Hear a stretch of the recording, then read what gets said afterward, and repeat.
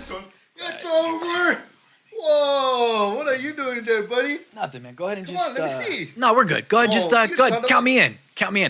Anime fans, rejoice as we're here to bring you some of the best one-on-one conversations with the all-star creatives that help make anime exactly what it is. My name is Chazzy, and I am your host. Ladies and gentlemen, welcome to Anime Talks.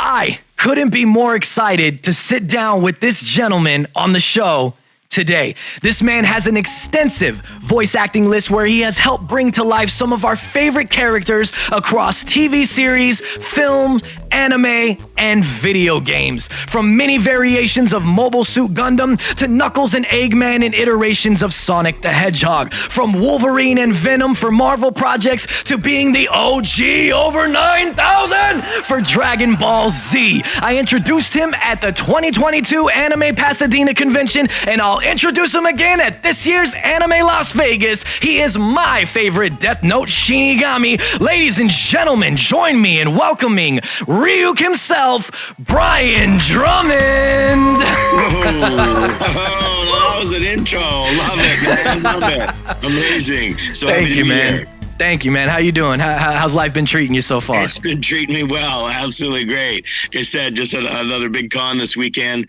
And nice. The voice might have a little crunch to it, but it's all good. Right up in the zone for that Shinigami.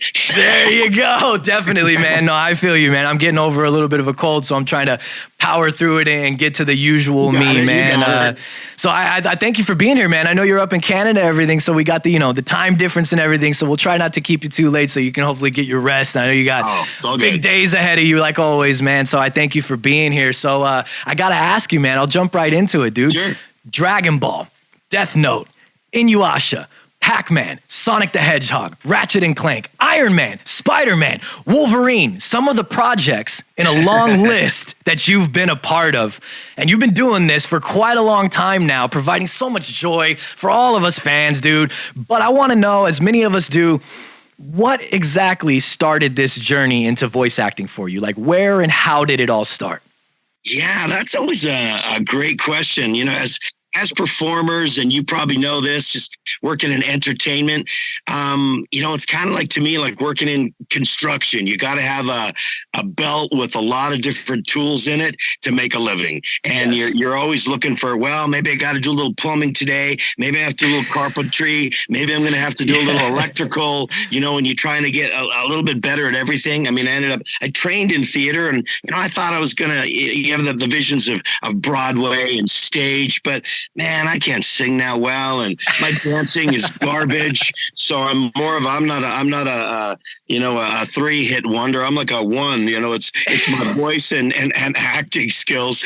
When I busted out of theater school in the early 90s, I still did stage locally in Vancouver, and then jumped into the film and TV business, doing on-camera stuff, like all the stuff that's shot in Vancouver, like Smallville and X-Files and Stargate and a ton of that stuff, but lots of day player stuff or 1 or 2 3-day gigs, not really juicy roles. And I just stumbled across voiceover being a thing in Vancouver. I didn't know much was of it. Asked my agent to look into it and say, that would be fun. I love screwing around with voices and doing fun stuff. Maybe you could send me out for something.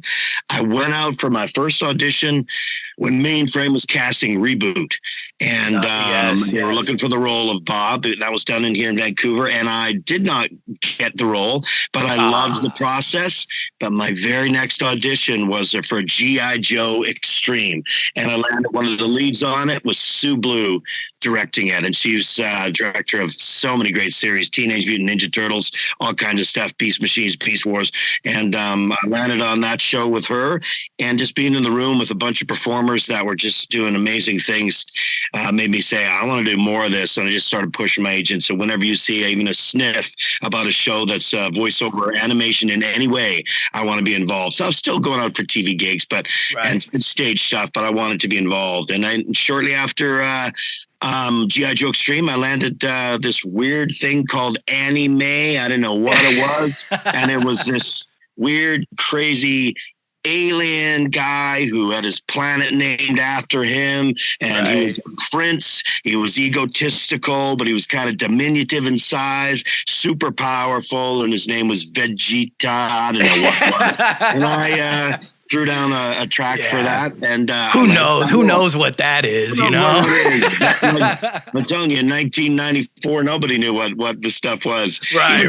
Anime was, I'd seen stuff like Ranma 1/2 and a lot of Akira and some of the big, I didn't even know it was called anime.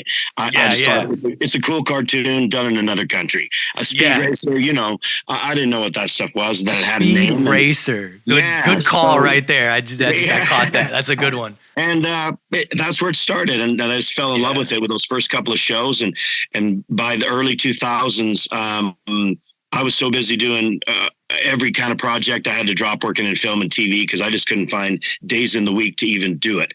I was on so many shows. So that's kind of where it went. That's amazing. And I'm still at it. And here you are playing some of all of our favorites, man. For like I said, from anime to everything in between. I know this is anime talks, but my God, man, can I just thank you real quick? Just as this one's for me. This is a personal one for me. For such an amazing Wolverine, man. Thank you. That is, I mean, everything you do is amazing. Everybody knows I'm a huge fan of Death Note and everything. But I mean, man, just real quick, aside from the anime, just kudos for his Wolverine. Ricky, can we get a clap in the background? There we go. Yes, man. Just curious, you as a person, things that you're a fan of as well, like whether it be comic book, superhero roles or any of your anime roles or anything in between. I mean, when you were still somewhat fresh and new, or maybe even leading up to today, like, has there been any role or project that you've gotten to be a part of that you were a definite fan of before you got attached to it? Oh, well, you just threw it out there right before we started. It was Wolverine. I was nice.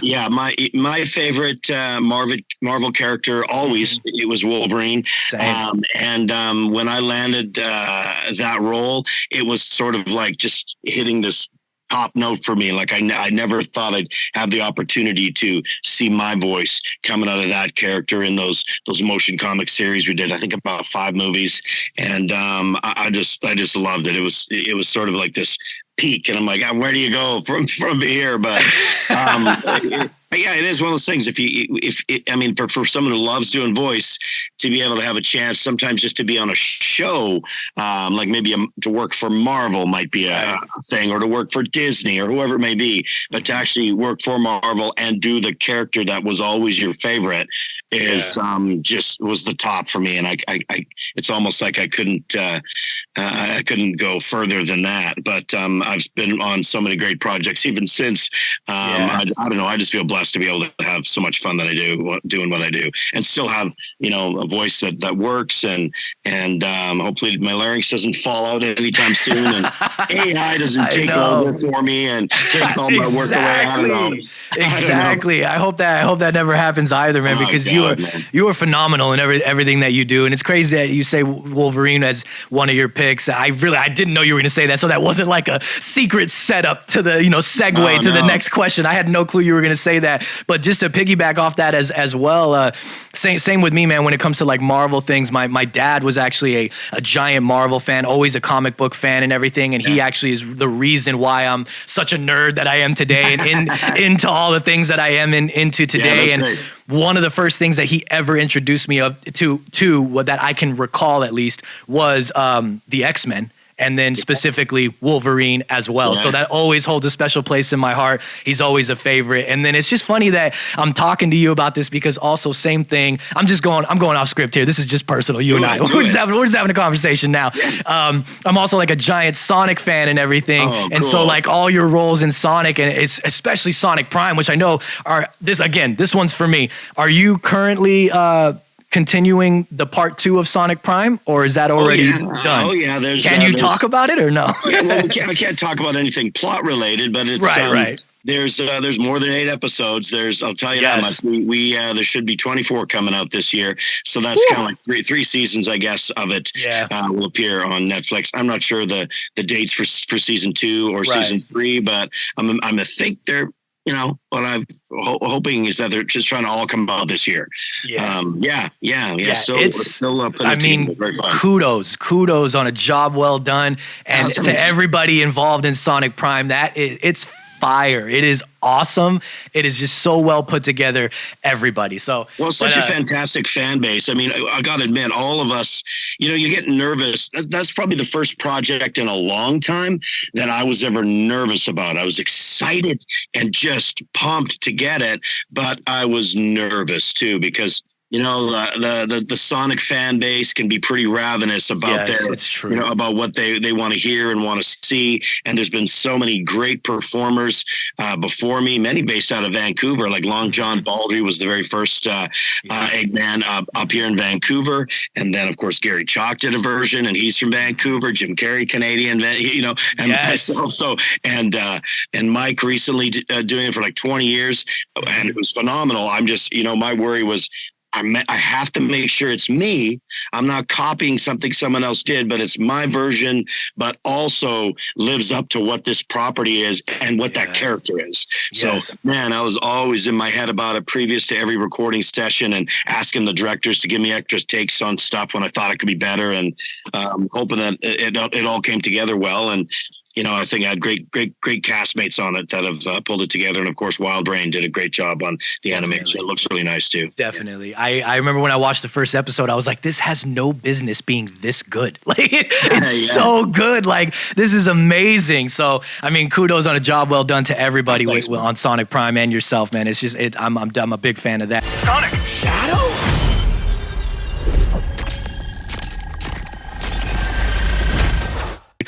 There's some people out there who may say that your voice acting skills are quite synonymous with yelling. In fact, there was a time where even in your Twitter bio itself, it stated, "I've done some yelling." And of course, I'm referring to Vegeta. And maybe this is just me, man, looking too in depth into things as I tend to do. But I actually think that it takes a good chunk of talent to actually pull off a scream properly and not have it just be a scream for the sake of being one, but rather like the proper emotion and tone behind it for the scene at hand as well. So, and it's something that I think that you are able to convey perfectly. They couldn't have got a better guy to do such a thing. But I got to ask, as many of us probably know, you're in the booth, you're doing lines, you're doing dialogue after dialogue over and over, so that way you have several takes for the final cut. When it comes to the screams and the yelling, things that are rougher on the vocals, are you recording those moments several times as well? And what are those moments like? I feel like you got some good behind the scenes stories with Vegeta. Yeah, well,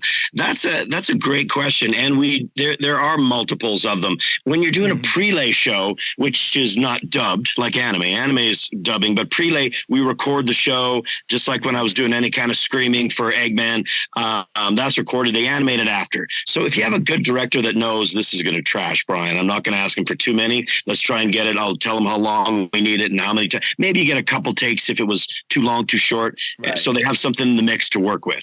Anime is tough because you have to nail the length from top. You can't just cut it in the middle. If it's too long, it's got to stop at the right time, start at the right time. And because you're dubbing it, the animation's already there. You got to match it, right? There, so yeah, you got to match the picture, and you might have a great scream that was just epic, and the director's like, I love that, but it was just too long. Oh, I love that, but it's too short. We don't have enough. You can't stretch it or trim it. So anime end up doing way more. And honestly, I think I put so much into it early on, like with Dragon Ball Z, because it was my first anime gig, and I was really new to fairly fresh out of theater school, and you're gung-ho, just throwing yourself into every project. And that show, I didn't know, like, we never got any scripts in advance. We just showed up and went in there. I had no idea how much screaming there was. None. We weren't given any screaming in the breakdown for the audition. It was just dialogue. So I made a vocal choice, and I'm like, wow, these guys are fighting for a bit. I guess I'm fighting in this episode. Oh no, I'm fighting for 4 episodes long. Oh my God. And it's not just fighting sounds. It's power up sounds. And then longer power-ups. Now this power-up is a bigger step up from that power-up. no idea that was involved. But when you're young and eager and you want to make an impression, I was just, blowing my voice out, trying to impress and do the best I could. And some of those early episodes and, all the way up and through the Frieza saga. And I mean, we did the whole series that was seen here in Canada and the UK, but in the States, of course, the voice changed, partway through. But it was a test. And there's not too many voice actors I knew that had the fighting roles on Dragon Ball Z that looked forward to those bookings that much. When you have other shows on the go, you're usually, oh man, I got Dragon Ball. And I'd start to ask my agent, can we put Dragon Ball Z on Friday? So because then if I trash my voice, I have like 2 days to repair before I got to get on new shows next week. Because if it was the middle of the week and I trash it and I got a show the next morning where I got to sing a song on a preschool show or something, right? It's gone, right? So it was a tough one to do, but yeah, I think I have texture in my voice that's pretty natural. So the screaming kind of come naturally. And I've had 3 kids, so screaming comes naturally. You're kind of used to it by now. Exactly. Did you learn a lot too, like from doing it so many times and how to not, ruin your voice or anything? Did you over time, did you ever develop that niche? Yelling is, I won't believe any actor who says it otherwise, but there is not a lot you can do. There's a bit of prep you can do. There's so warm up, of course, is important to do, but it is hard to vocally scream and not sort of affect your throat at all. It's just like if you're at a basketball game, a football, hockey, like you're screaming. I'll yell at hockey games and have no voice the next day. Exactly. Any yelling in any type of voice is hard. People ask me, like with Ryuk, is that voice hard because he's low and grumbly and light? What do you do? He's got that kind of raspy sound to him, but he doesn't yell much. So it's not a big deal. So you got to yell. Yeah. It hurts. And the only thing that I found that's the best for me, it's rest and hydrating, right? You got to take breaks. You got to rest. You got to hydrate. And that does it, right? That's about all. And then it sort of repairs itself over time. But it's hard on you. Hey, we love what we do. So we keep exactly. I might have screamed over 9,000 like 500 times this weekend. I bet. Anime convention I was at. So they never stop asking. They never stop asking. I bet. Don't worry. I won't ask you here today. Actually, just kidding. We're asking you now. No, I'm just kidding. You'll get it. For the dubbing for Vegeta, like the voice of Vegeta, rather, I say, were there any guidelines or notes that they asked you to follow or how they wanted you to sound, or did you kind of have free reign to perform how you saw fit? It's free reign. We'll get I don't even remember seeing a picture of him, to be honest. Sometimes you get pictures, sometimes you just get a character breakdown. And all I remember character breakdown wise, and you think about this, like if you don't know the series, you've never even heard of it. I had no idea what it was. And you go, he's an alien. First thing, he's not an earthling. So he's an alien from another planet. He's extremely powerful, but he's egotistical, vengeful, a narcissist a bit. He's got huge, major, prideful, and but also he's a prince from a planet has his name, right? So and he's diminutive in size, but still extremely strong. So much when you lay it out like that. It's so many different things. I'm thinking small, alien, extremely powerful, but not an alien voice, like he's not like a lizard or something. So small, alien, extremely powerful, egotistical prince. So that's where I ended up, because I didn't want to give him a huge beefy voice, because I thought there'd probably be a lot of guys on a show like that. Yeah. So I pitched it up, and that's where Kakarot, you fool, he wanted that proud sound, you clown, you fool, it's like, it's over 9,000. There it is. Keep it nice and high and pitched, but also kind of arrogant and princely in a way. And I threw that out there, and I guess that's the one they went with. I don't know what everyone else did, but that was my take on it. I wasn't the only guy auditioning for it. Yeah. So. Well, you did a phenomenal job, because you landed it for years among years. I mean, even to the point where you came back for Super. I mean, what was the experience like to revisit Vegeta for Super? That was amazing. Chris Sabat is a great guy, and we bump into each other at cons. He'll throw me a text once in a while or a DM on Twitter, and he just threw me a text. He's like, "Oh, Drummond, there's this part coming up on Dragon Ball Z, right? And he's got that deep, amazing, gravelly voice. And I was like, oh, yeah. I was thinking to myself, well, I'm in Vancouver and you're based out of Dallas. I don't know if it's going to be weird if I do some other character on the show. I don't want him to sound like Vegeta. He said, yeah, it's really cool. You know, if you're into it, though, he probably checked with Funimation and if it was a go. And when he told me what it was, I'm like, oh, this is amazing. You had to copy my voice when you initially got the part. He changed it over his time, which is great, and made it his own. But his deal initially was to sort of match what mine was when the show moved to Dallas. Right. So it was weird for me to then have to copy him. I call that character Copy Vegeta, and I had to copy him. But I asked him, "You want me to copy your voice to try and sort of sound like you?" And he's like, "No, man, let's do the old school, like what you used to sound like." And I was like, "Oh yeah, that'd be fun." So we kind of did the older version of it with the higher pitch while he was still sitting in his zone, and fans loved it. And it was, I mean, it's kind of a weird little filler story arc, so it made something interesting out of it and gave it a little life so that the fans got a little bit of, oh, what did I just hear? Was that? It made us all happy. Yeah, Chris gets all the credit for putting that call out there. I didn't realize where Super was going or had any idea of it. And he contacted me. So anybody who's happy about that actually happening, next time they see, Chris at a convention, they got to tell him, thanks for bringing Drummond back for that, because he's the guy who deserves the credit for sure. That purple guy is not me. You're a part of a bunch of phenomenal series, man, in and out of anime. And as I said at Anime Pasadena to you and on stage, my favorite anime of all time and one of my all-time favorite roles of yours is Ryuk in Death Note. I'm a fan of like many things, psychological thriller, like the darker, twisted, weird, gods and devils, heaven and hell, mythology, like all that kind of stuff. Anything that lies into those categories, just that's my bread and butter. I love those kind of things. And I also love the design of Ryuk as well, which I believe is something that you touched on at Anime Pasadena. You mentioned his design briefly. Yeah. And in the same vein that I asked you about Vegeta, and if you had free reign with the tone, the inflection, all of that stuff, what about the style and voice for Ryuk? Was that you, or did they have guidelines for you as well?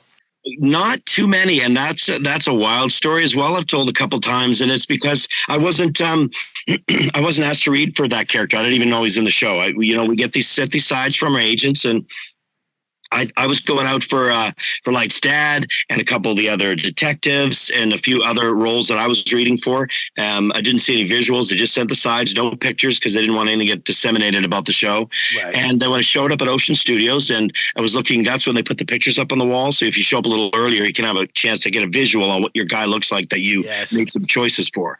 And I was like, okay, there's what Light's dad looks like. And there's character. Okay, I'm on. Whoa, what is that guy? Like I saw this demon, amongst all of these normal looking dudes and characters. I'm like, who's the demon? Like I didn't even know there were demons in the thing from my sides.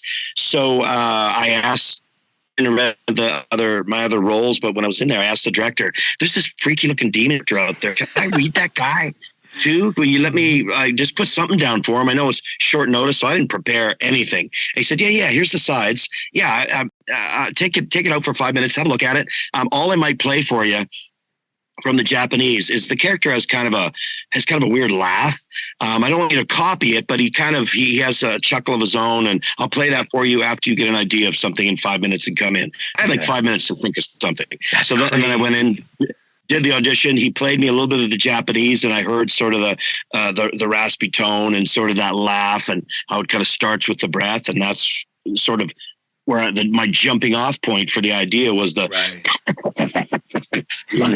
are you? Give me some apples. I'm not even going to have them, right? And I just kind of felt it from there, and I don't know, that's when they picked me there. So I didn't get anybody else that auditioned for. That was the one I got. Hey, there it is. There you go. You said that. You said the cue. You said the apples. I had to bring one out. I wish it was more red, but it is what it is. oh, those are my favorite. So, everybody at the con this weekend, they're always like, "Do you like apples?" And like, weirdly enough, it's my favorite fruit. I made a joke about that on stage at Anime Pasadena, how I was going to bring a bunch of apples on stage, but I didn't want to do it. I didn't want you guys to be all weirded out, me touching everybody's apples and stuff. But I gotta ask you, just real quick, since you brought that up, do people give you apples?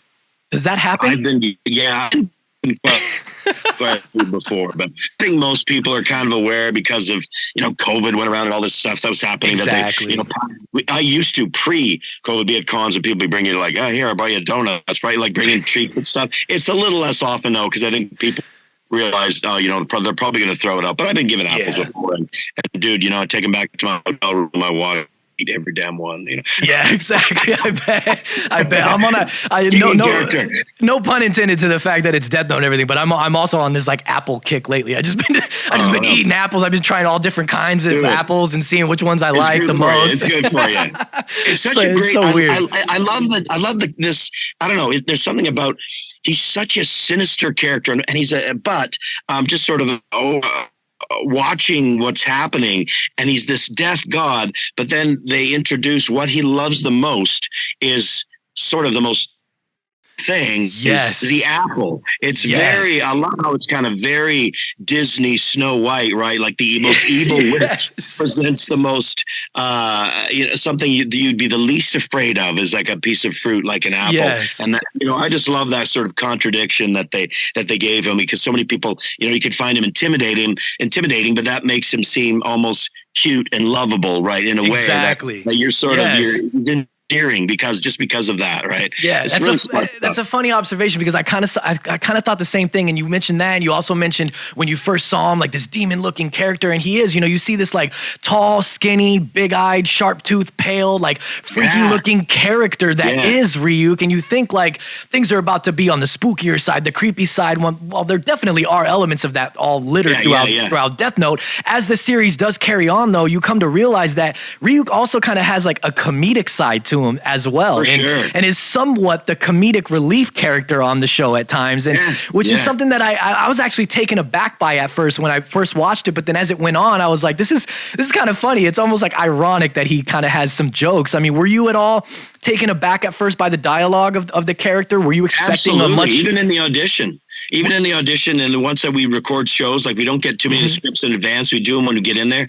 The director would have to pull me back, especially in the first audition. He's like, "Oh, I know he looks like really like the nastiest villain that he's going to like leap into a scene and just tear someone limb to limb and devour their heart." Exactly. Right? He looks like that guy, but they're like, no, that's not what he is. He's omnipotent in a way, but he's really just observing what's happening, and he'll have a vocal quality, but he's not the bad guy in this series. That's not who he is. And then as we go along and we started to see the stuff about the apples and the silliness that he can have, you realize that there was great opportunity to add some personality in there as well. But it was, I learned it as I went along, that sometimes just as fans are watching a series for the first time and seeing what's happening with the character, it was like that for us when we were recording it. They never gave us like 37 episodes and say, here's what it's going to happen from beginning to end. Come up with some ideas. We'd see it as it was happening ourselves, as we were recording every episode. We're like, whoa, this is what's happening. Oh, he's kind of like that too. That's amazing. And have to come up with it on the spot, which is fun. It's kind of a fun part of doing dubbing, is that, when you sort of discover those things as the show moves along. It's so interesting. It's such a unique show, and it's just so many different elements that pull that show together to be one of my favorites and one of the best of all time in anime that I think a lot of people would agree. I know it's not necessarily the focus of the show, Death Note, but the Shinigami Realm itself and the other Shinigami as well. I gotta say, I'm quite surprised that like a spin-off of some kind or further glimpses into the Shinigami Realm and the rest of its inhabitants were never visited on screen. It's something that I see a lot of Death Note fans often speak about wanting to see further. As the voice of Ryuk in Death Note, would you ever want to see a backstory of Ryuk further fleshed out, or a focus on the Shinigami Realm or the other Shinigami? And if so, would you want to be a part of it? Oh, absolutely. Anytime, any of these characters I've done in the past that you just fall in love with, that if they come back in any form or iteration, we jump on it in a heartbeat. It's just been so much of a joy to play this. The Shinigami Realm, the thing I guess that's a bit of a challenge about it is that it's he left there because he was bored. So there's an aspect of right off the top where he's already said it's boring. So you'd have to find a way to if you're going to have any kind of a backstory about it or kind of a spin-off of it, it would kind of have to be not boring. So why did he leave if there was interesting things happening? But they were all just kind of sitting around doing their thing, and there's nothing exciting happening. That's why he dropped the Death Note to Earth and left.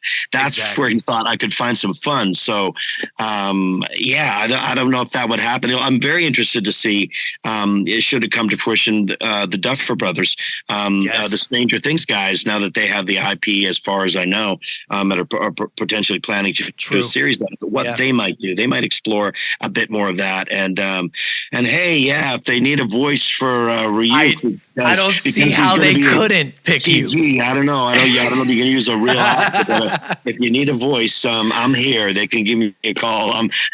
Exactly. You know what's funny is we've got the Duffer Brothers here. No, I'm just kidding. We don't. Exactly. I'll tell them one thing. I'm not skinny enough to fit in the suit if they want me walking around on set. But hey, I'll throw the voice on it after the fact if that's what they want. I love it, man. That's a good point that you bring up. I think a lot of us as fans, we tend to forget that the realm was boring. That is the reason that he left. So even me, I literally, it never even crossed my mind like that he left because it was boring. So to flesh that on screen, you definitely would have to have something that would not be boring. Now, maybe if it was a sort of a prequel to him leaving and it used to not be boring, but now it is, and that's what I love, then you might have an idea there, but it wouldn't be sort of work if it was real time for when he left. But, I think us as fans, I know, right? I think us as fans, we just see like these other Shinigami, and they look crazy, and they're mysterious, and we only see glimpses of them, so it leaves us wanting more, and so we just tend to forget like that's just not the focus. He left there. He's on Earth for a reason, and we just tend to forget those things because they look so awesome. But they're great characters if there's a way to put them all somewhere and have some type of interactions that are more so between them that aren't about just the Death Note on Earth. It would be, it could be pretty wild. It's great designs. We are going to get ready to wrap up, but before we do wrap up, I want to ask you some random questions. I mean, I say rapid fire, but we'll see if it actually is rapid fire or not. But what would you say are the main differences, if any, from voice acting roles, for example, such as Wolverine or Dr. Eggman, in comparison to anime roles? Wow. Yeah. Well, the main difference is being able to work with a cast, because those we call them prelay, the Eggman Wolverine stuff, where you're in the room with the rest of the cast, and that to be able to feed off another performer is just like we're feeding off each other. If I had to do my stuff by myself and then you did yours yourself, and it's edited together like we had an interview, it's kind of not the same. It's not. And when you're working with another performer and they deliver a line in a way you didn't expect. Half of acting is reacting. You get to react in a way that you may never have thought of if you were just doing it on your own. Yes. And that's the difference with dubbing. Dubbing is you just do all of your dialogue by yourself, and so much of the work lies in the hands of the director to know what they got out of the performer before you, what they're going to get from you, and that they can piece it together and make it work.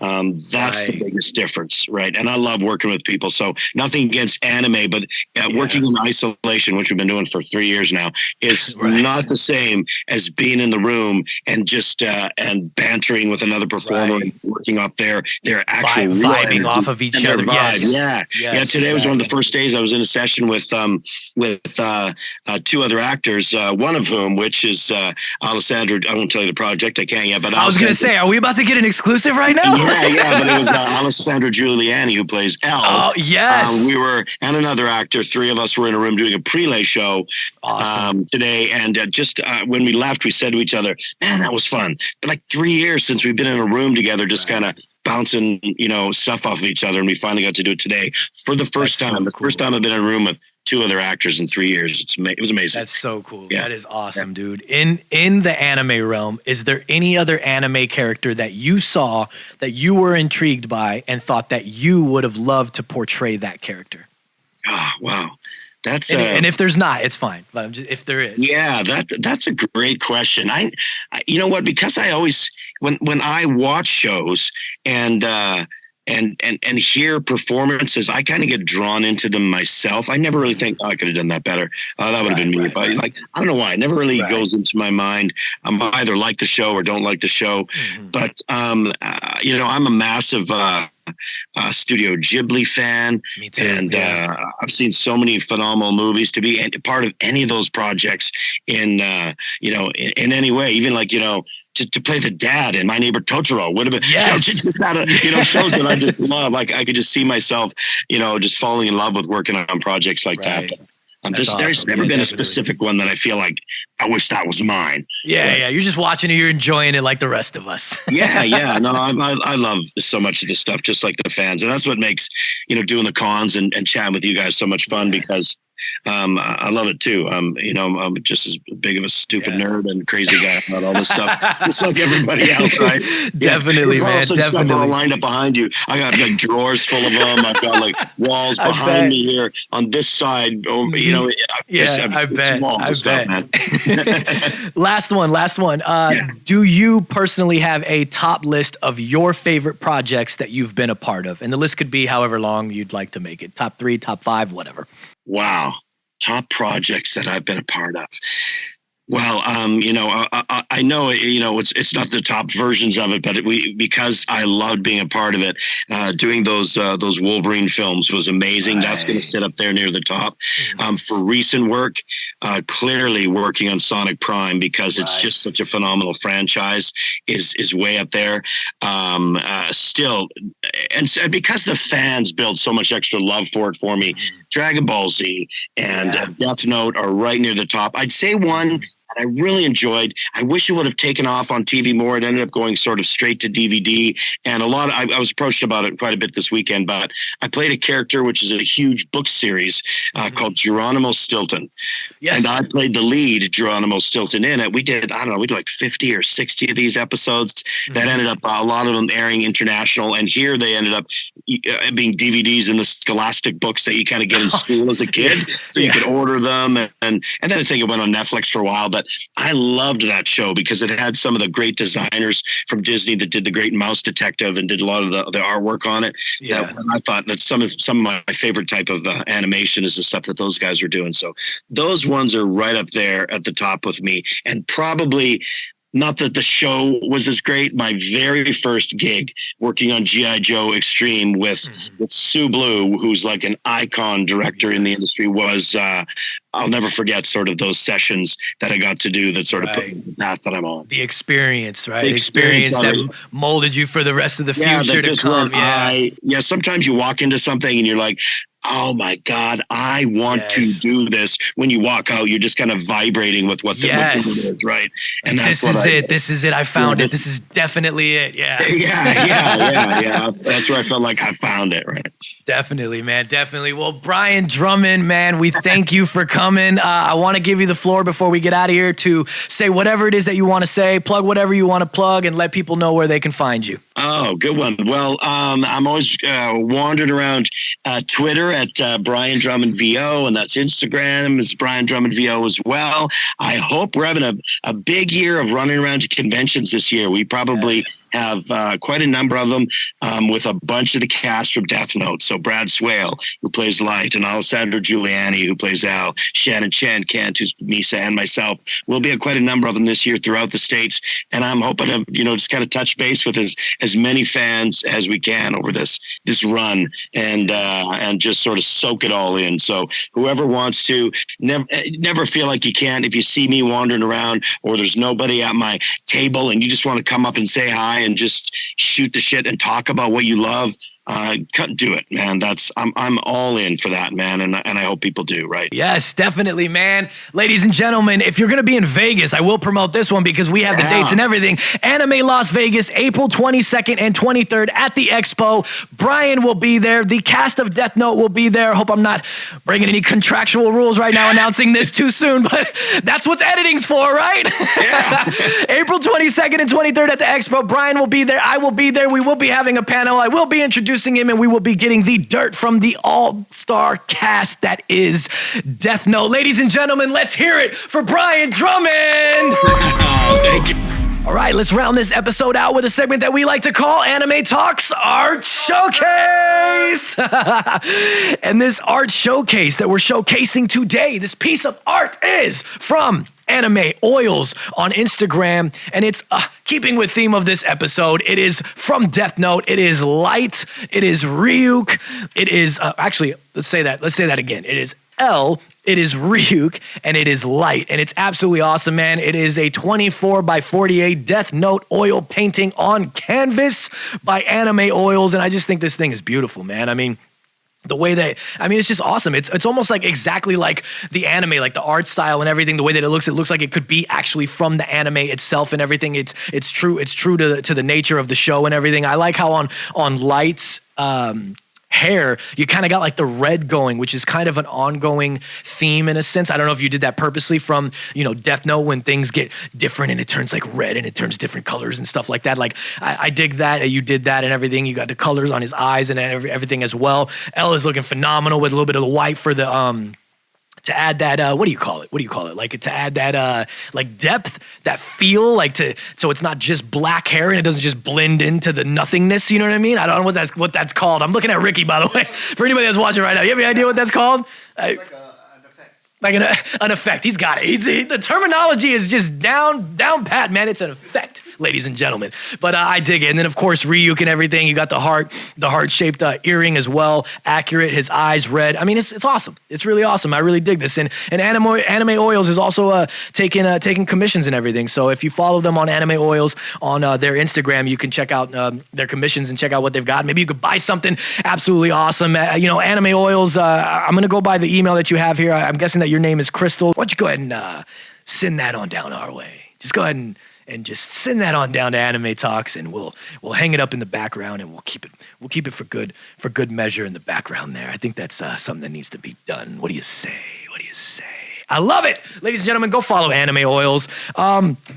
As we always do, I want to know, what are you guys watching? Are you guys watching anything right now? Is it anime related? Is it not anime related? If it is anime related, is it something new in anime that you're watching? Is it something that you're revisiting? Are you watching Dragon Ball again? Are you watching Death Note again? I mean, what could it be? I kind of want to, all this Death Note talk, I kind of want to revisit Death Note again too. I kind of want to watch it again as well, but I'm watching so many different things in and out of anime right now. My watch list is just top-notch, chock full of all kinds of things, and I'm still, as of this recording, which I don't even know when this episode's coming out, so you may get something that I'm banter at the end of another episode that doesn't make sense timeline-wise, but I'm still currently watching Servant on Apple TV Plus, which is obviously not anime-related, but M. Night Shyamalan, and it's actually really, really good, and I'm hooked. I've been binge watching it like crazy. It's like 4 seasons, I think, and I'm on season 4. And I think I watched it in like a couple days. I've been going crazy with that, but there's a lot of things on my anime list that I want to watch as well. And like I said, I think I kind of want to revisit Death Note. But man, Brian Drummond, this episode, absolutely awesome. Thank you, Brian, for coming. Oh man, Ricky behind production today. It's just me and Ricky in the studio. Always a round of applause for Ricky as well. Awesome, yes. Ricky clapping for himself, but we're making it sound like it's more people.